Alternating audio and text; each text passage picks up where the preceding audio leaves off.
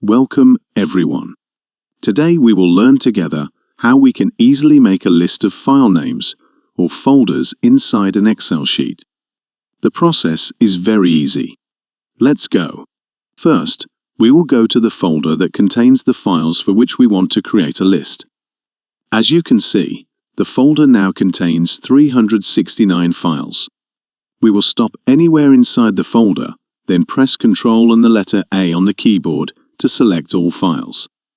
We will continue to press Shift on the keyboard and then press the right mouse button. We will choose from the list that appears, Copy as Path. We have now taken a copy of all the names of those files. All we have to do now is paste them into Excel. We will now go to the Excel sheet to create the list. Click on the first cell in the sheet, then press Ctrl and V. You will notice that the list of names begins with the file path. To delete it, you must do the following. Select the column, then press Ctrl and H. Then write in the Find What box and \. Then click Replace All.